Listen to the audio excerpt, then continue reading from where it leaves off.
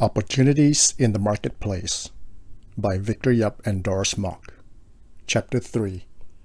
Abraham and Lot. Short-term gain, long-term pain. Genesis chapter 13, verses 5 to 14. Once upon a time there was a man who lived with his wife, 2 small children, and his elderly parents in a tiny hut. He tried to be patient and gracious, but the noise and crowded conditions wore him down. In desperation, he consulted the village wise men. "Do you have a rooster?" asked the wise men. "Yes," he replied. "Keep the rooster in the hut with your family, and come and see me again next week." The next week the man returned and told the wise elder that the living conditions were worse than ever, with the rooster crowing and making a mess of the hut. "Do you have a cow?" asked the wise elder. The man nodded fearfully. "Take your cow into the hut as well, and come see me in a week." Over the next several weeks, the man, on the advice of the wise elder, made room for a goat, 2 dogs, and his brother's children. Finally, he could not take it any more, and in a fit of anger kicked out all his guests, leaving only his wife, his children, and his parents. The home suddenly became spacious and quiet, and everyone lived happily ever after. Besides his son Abraham and daughter-in-law Sarai, Genesis 11:31, Terah took his grandson Lot with him to Haran, where the family accumulated possessions and acquired servants, Genesis 12:5. Lot was the nephew of Abram. His deceased father Haran was Abram's brother, Genesis 11:30-32. After the death of Terah in Haran, God called Abram to resume the journey to Canaan. An embarrassing detour to Egypt when a famine struck Canaan resulted in even more gifts than they had ever had before, with courtesy from Pharaoh, who had eyes on Sarai, Genesis 12:16 and 13:2. Abram now had much wealth in livestock, gold, and silver, Genesis 13:2. But before long, a misunderstanding and a conflict arose between Abram and Lot's herdsmen, Genesis 13:7. Abram was the winner in the dispute when he allowed Lot to pick first the land of his choice. How were Abram's values superior to Lot's? Abram trusted God as his guide, while Lot trusted his feelings to guide him. Lot made a lousy choice because his criteria were flawed and the consequences were tragic. The key to joy is the contentment that Christ gives in any and every situation, whether we are well-fed or hungry, whether living in plenty or in want. Paul says, "I can do everything through him who gives me strength." Philippians 4:12-13. How does a contented man behave? What guides him? Why is contentment a safeguard against prosperity, temptation, and strife? First, shun quarrelsome practices. Genesis chapter 13, verses 5-9. Now Lot, who was moving about with Abram, also had flocks and herds and tents. But the land could not support them while they stayed together, for their possessions were so great that they were not able to stay together. And quarreling arose between Abram's herdsmen and the herdsmen of Lot. The Canaanites and Perizzites were also living in the land at that time. So Abram said to Lot, "Let's not have any quarreling between you and me, or between your herdsmen and mine, for we are brothers. Is not the whole land before you? Let's part company. If you go to the left, I'll go to the right. If you go to the right, I'll go to the left." The first mark of a contented man is a disinterest in and a distaste of quarreling. For Abram, Quarreling with anyone, especially with someone who meant a lot to him, instead of resolving a problem and salvaging a relationship was unacceptable. My father had an elder brother and a younger brother and a younger sister who was the youngest in the family. My quiet elder uncle married a feisty wife, the type that talks loudly, terrorizes neighbors, and unsettles people. She demanded that the last word in a conversation must be one up on others and made sure everyone knew who was the boss. Troubles in the family surfaced when my youngest aunt made her wedding plans. She was the favorite child at home because she was the youngest member and the only girl in the family. For unknown reasons, her plans did not include a wedding banquet, nor was her eldest brother's family or anyone in the family invited. The wedding couple was young, poor, carefree, independent, and idealistic. The eldest brother's wife threw a fit, but my grandmother, the family matriarch, sided with her daughter. The two families did not get along, nor did they make up sins. My grandmother's death was literally the last nail in the coffin for the two strained families. The daughter came dutifully to attend her mother's funeral, but commotion broke out at the funeral parlor. My eldest aunt by marriage, now the new matriarch of the family, forbade the youngest daughter and her family from attending the funeral, burning incense, or paying respects.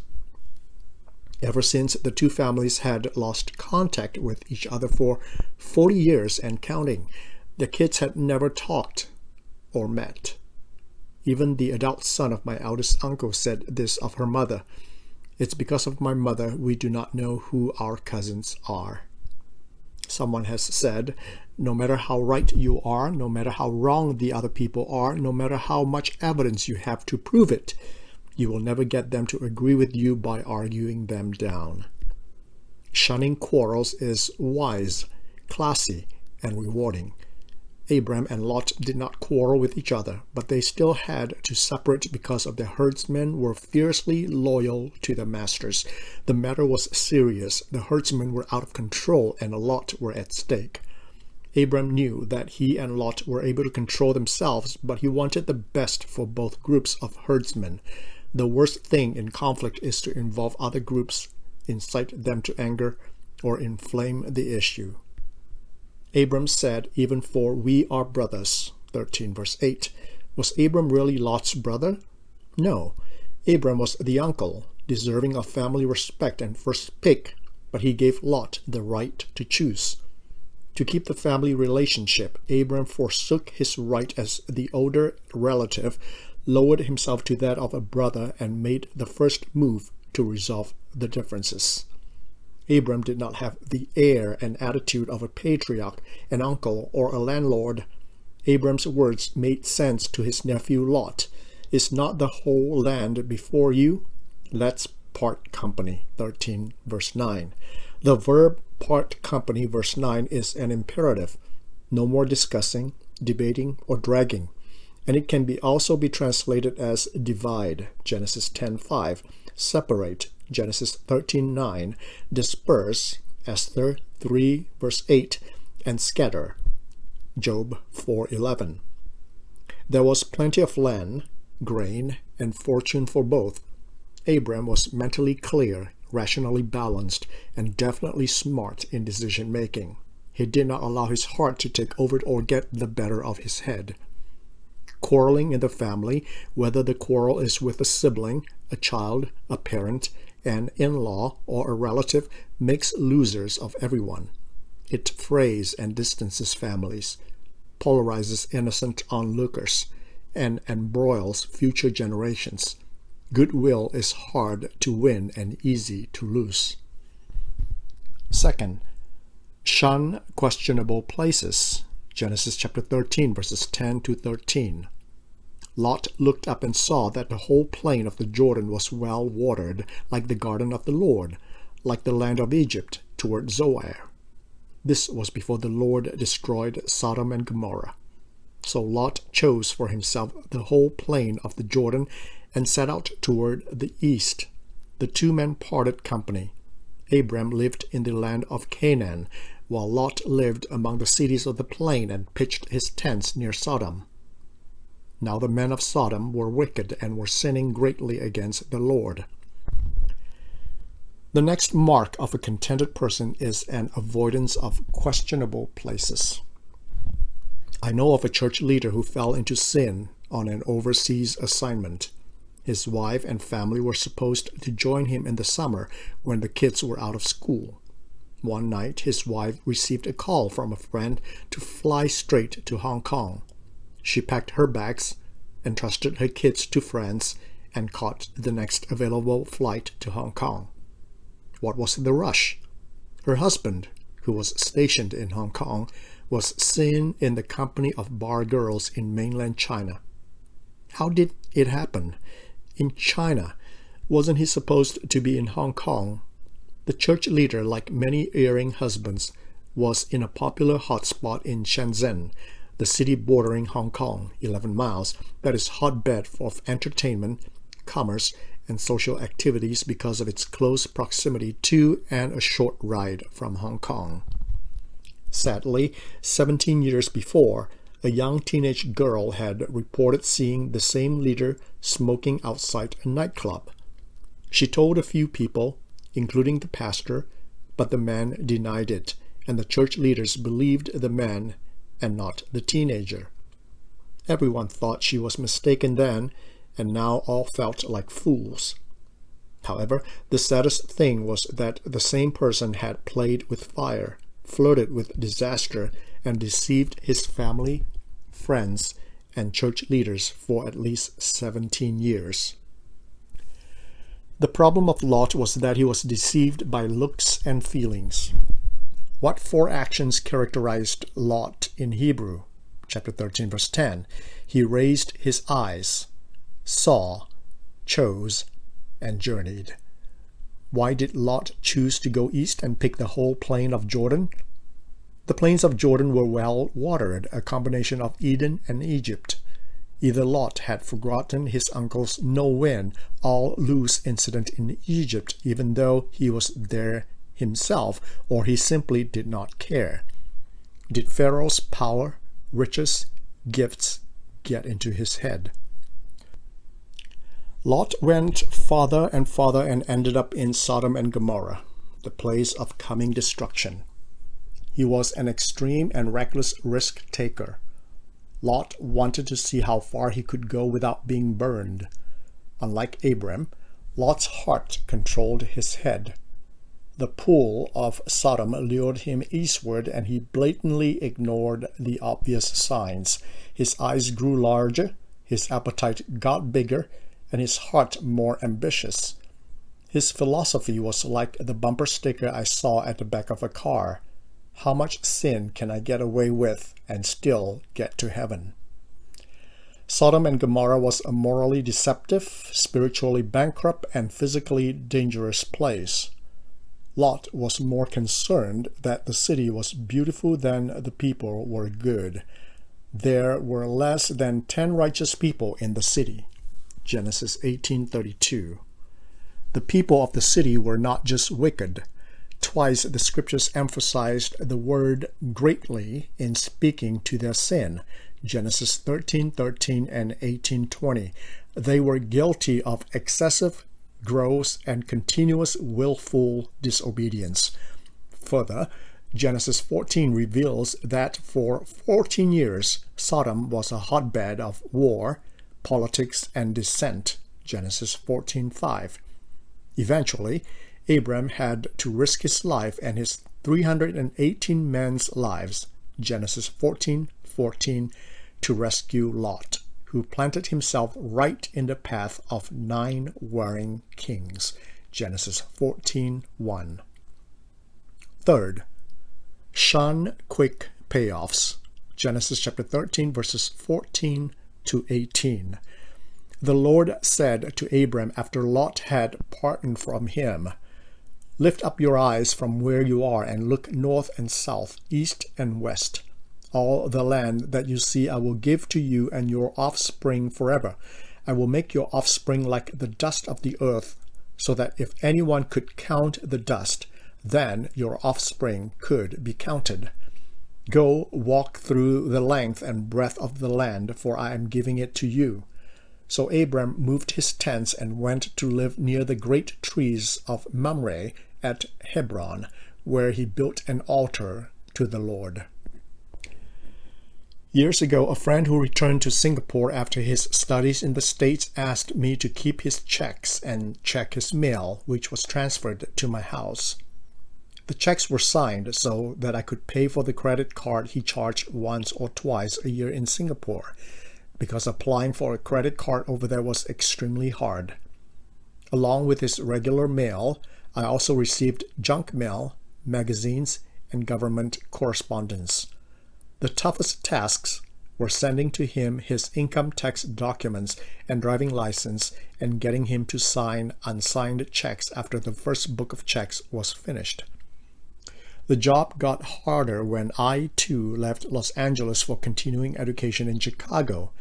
I took with me my friend's checks, forwarded his mail to my new address, and paid his credit card bills from Chicago. The complication extended further because I was temporarily staying with my cousin in Chicago. What a weird experience. After 2 years, he returned for some government business and to forward his mail to Singapore. It did not occur to him or me that banks and credit card companies were willing to send his mail even to Singapore.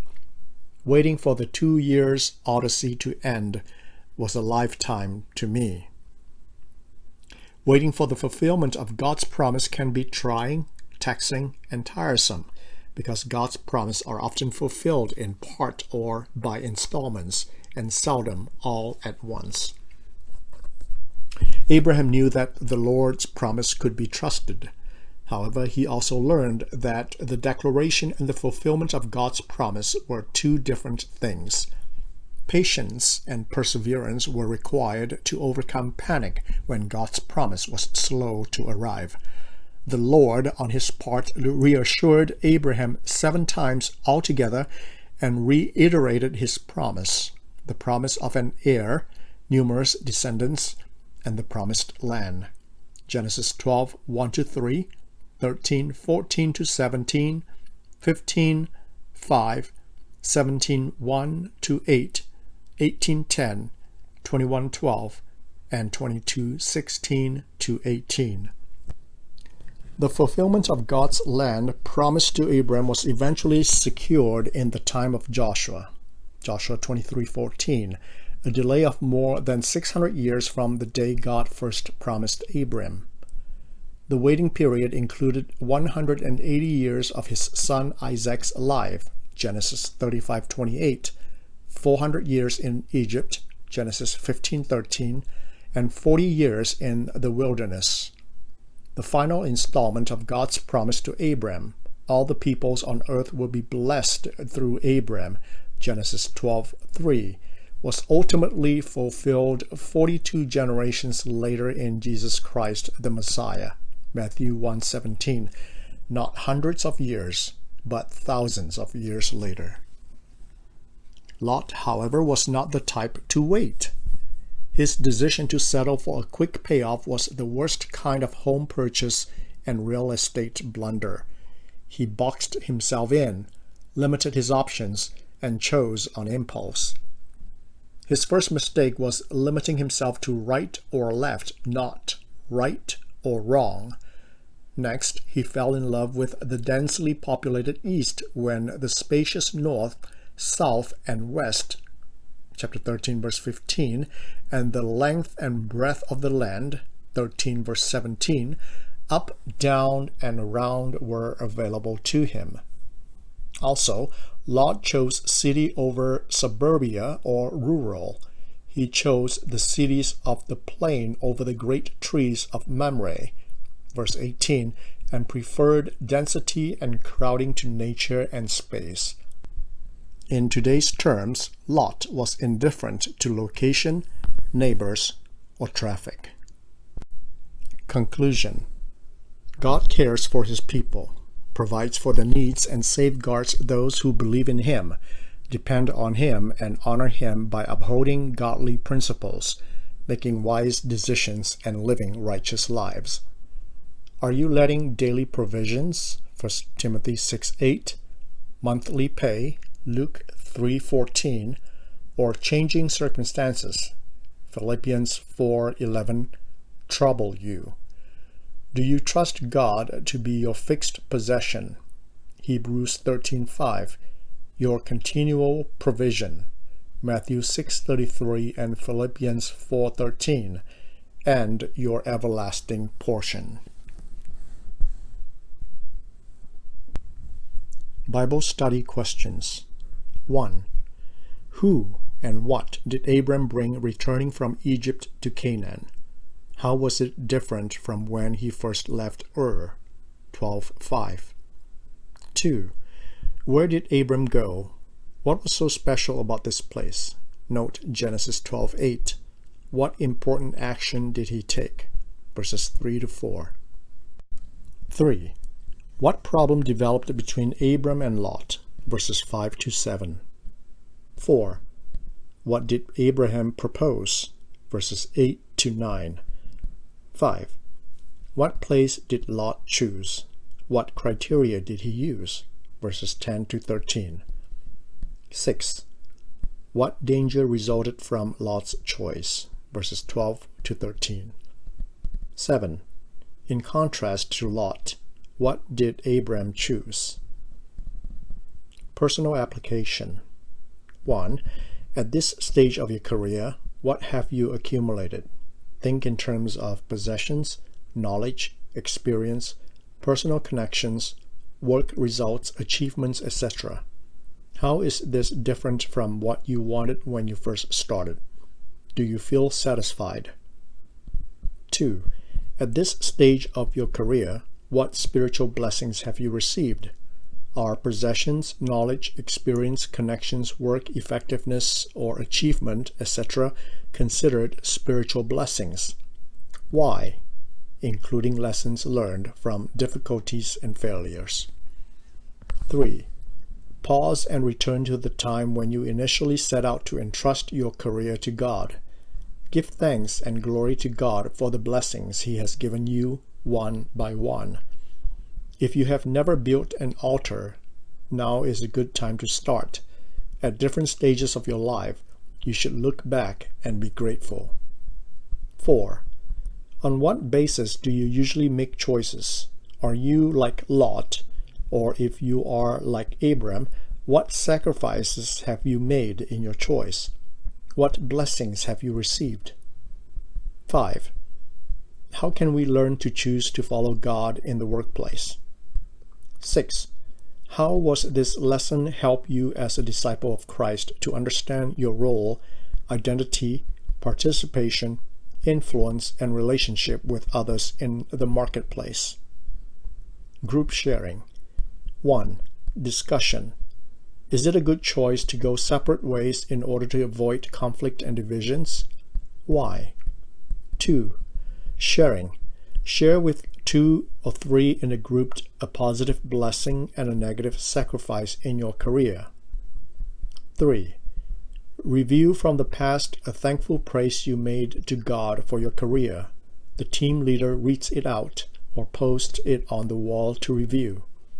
Pray to God for career prospects. Write down an intercession. The team leader reads it out or posts it on the wall for future review. Everyone prays for a member, with the leader ending in prayer.